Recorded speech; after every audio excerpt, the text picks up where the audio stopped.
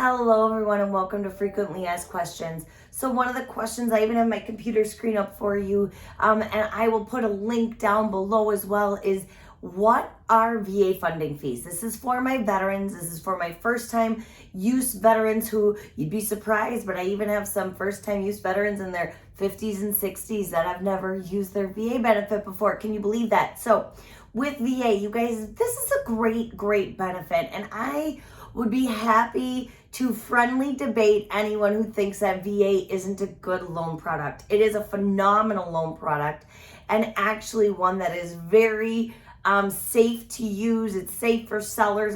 My appraisals are coming in a little bit quicker. You guys, rates are lower on VA.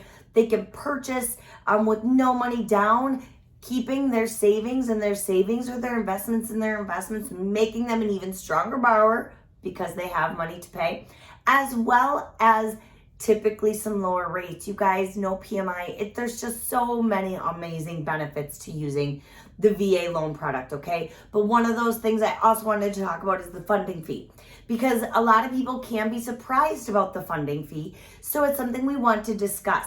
Also, if you are a veteran looking to refinance, you really want to look at this VA funding fee, because if your lender is talking you into taking money out of your home loan, but you're not really interested in things like that, this funding fee can play a huge part in that. So there's some things I want to just discuss on that so you're aware, okay? So I have my screen up actually today, and like I said, I will post the link below that you can get closer into it. But what this is basically stating is it's a difference between purchase and refinance on the funding fee, okay?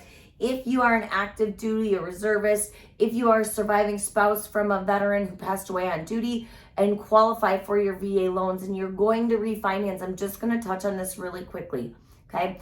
If you're going to do an IRL, an interest rate reduction loan, the VA funding fee is only 0.5%, very low, and again, added to the top of the loan. You can pay it up front, but most people, and I bet 99%, just add it to the top of their loan, okay?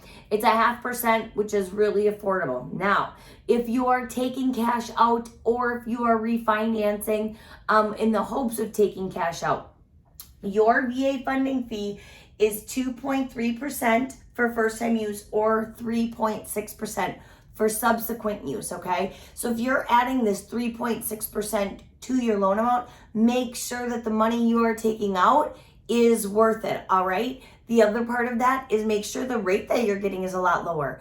These are refinances, again, super good, but we always want to make sure we're taking this funding fee into account because it can change some of the dynamics, and it's important for veterans to understand that, all right? Now, if you are a disabled veteran who gets benefits, I believe the amount is 30% or over disabled, you most likely then qualify for no funding fees, meaning none of this pertains to you.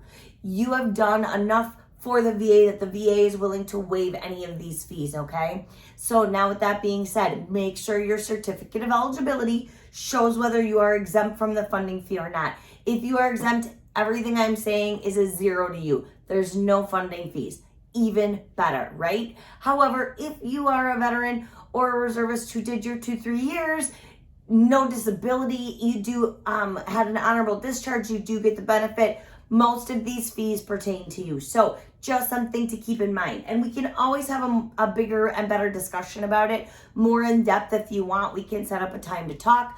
In my information below is a Calendly invite. You can just look at my calendar, fill in a 15-30 minute slot, and we can get you on the phone, okay? So back to first things first here. Your certificate of eligibility as a veteran is what's going to tell us as a lender if we have to charge you that or not, okay?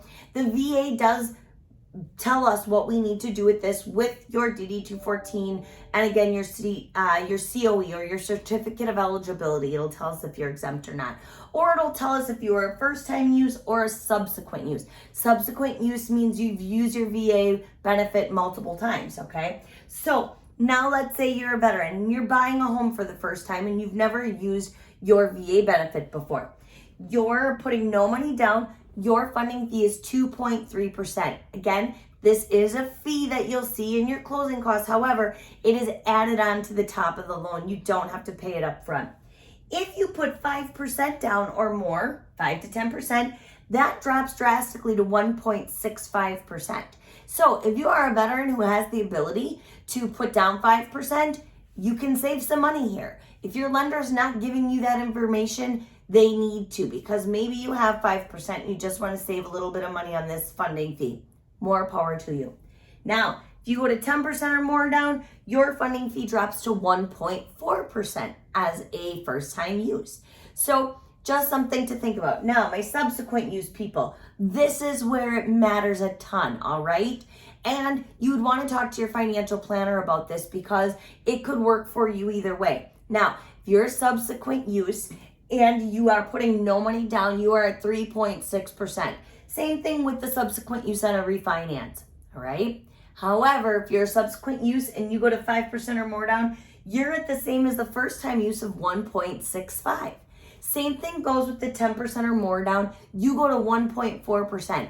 That's massive, you guys. 1.4% to 3.6. So if you are a veteran and you're selling a home and you're subsequently using it and you want to put some money down, talk to your lender at least doing 5 to 10% to really save on that funding fee if you have to pay it. Again, you might want to have the conversation with your financial planner, your CPA as well, just to make sure, is it better to keep an investment or is it better to pay this fee? And your lenders should be happy to work with those people all around, making sure that we're doing what's best for you financially. So these are the funding fees. Again, the link will be down below, but just important for you to know too. The other question I get when I have my veterans who look at the closing disclosure and they forget it happens, right? There's a lot of numbers and stuff coming at you. So in the very end on the closing disclosure, they'll see closing costs and they'll be like, oh my gosh, why is it $10,000? Okay, remember, in the state of Wisconsin, and especially with guaranteed rate, our closing costs on VA loans right now, because we're waiving all of the lender fees, are only your title, closing with the notary, recording of the deed, and appraisal. Those 3 or 4 things typically turn out to be somewhere around $1,312 to $1,300. The majority of that is probably your funding fee, depending on if you're paying 1.4, 1.6, or 3.6% on that funding fee, 1.65 or 3.6, sorry. So remember, in those, we do have to still show it's a closing cost, but then again, it goes on the top of your loan amount. Always, your lender should be super transparent with you and giving you all that information up front and then discussing it with you at the closing disclosure time as well. Thank you so much for listening. I really appreciate it. Hopefully you found some interest in this. If you know of any veterans who could use this information, please pass it along. I am, again, licensed in all of the Midwest, and I can do VA loans in all of the Midwest. So if you want to work with somebody who really has your back, we'll walk you through all of this as a veteran. My husband is a veteran. You guys are near and dear to my heart. I can't thank you enough for your service. No matter if you gave 2 years or 20 years, plus years, it doesn't matter. You gave, and we appreciate that, and we're here for you. So thank you so much again. Hope you have a great day. Talk to you soon. Bye-bye.